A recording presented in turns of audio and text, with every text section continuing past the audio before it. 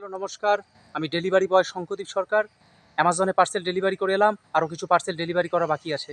আজকে আপনি কোম্পানির জব করেন, কোম্পানির লোকটা যেটা বলছেন আপনার কাছে সেটা ঠিক। আপনি কি বাড়ির কথা শুনেন? কোম্পানির লোকের কথা, যে লোকটার কথা আপনি শুনছেন, আপনি কি বাড়ির কোনো মানুষের কথা সেরকম শুনেন? অ্যান্সার হবে না। কোম্পানির লোক ফোন করলে আপনি যে কোনো পরিস্থিতিতে, আপনার শরীর খারাপ হলেও, আপনার যে কোনো সময় আপনি ফোন রিসিভ করেন, কিন্তু বাড়ির লোকে ফোন করলে আপনি রিসিভ করেন না কেন?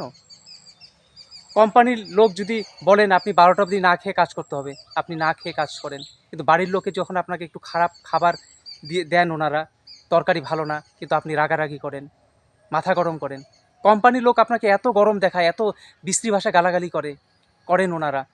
আপনার বাড়ির ফ্যামিলির মানুষরা যখন আপনাকে ভালোর জন্য কিছু বলে থাকেন ওনারা, বা ভালোর জন্য যখন আপনাকে বকাবকি করে থাকেন ওনারা, তখন আপনি রেগে যান এবং সুইসাইডের প্ল্যান করেন।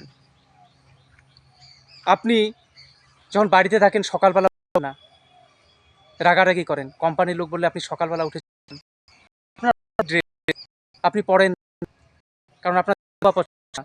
কোম্পানির লোক বলেন আপনাকে গরমের বৃষ্টির মধ্যে বুট পরে আসতে হবে, আপনি বুট পরে চলে গেলেন।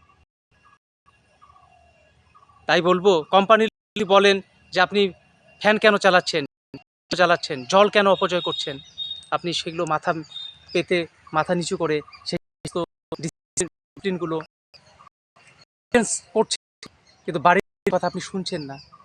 অবশ্যই বাড়ির লোকদের কথাগুলো শুনুন, যেভাবে কোম্পানির লোকদের কথা শুনছেন।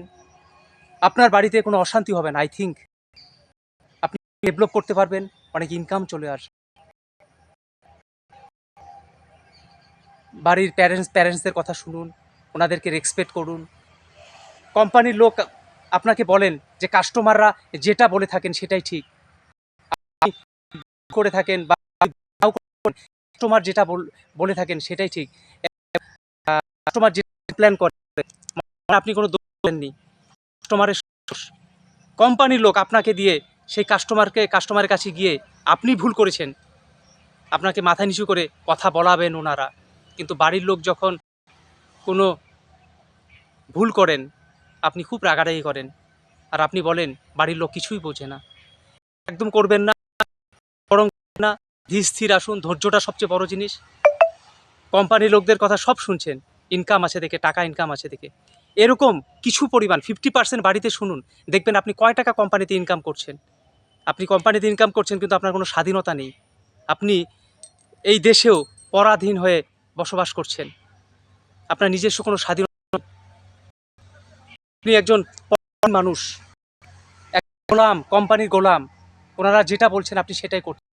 কিন্তু কোম্পানির লোকদের যেভাবে আপনি বলছেন, সেই কথাগুলো যদি আপনি 50 মানুষদের,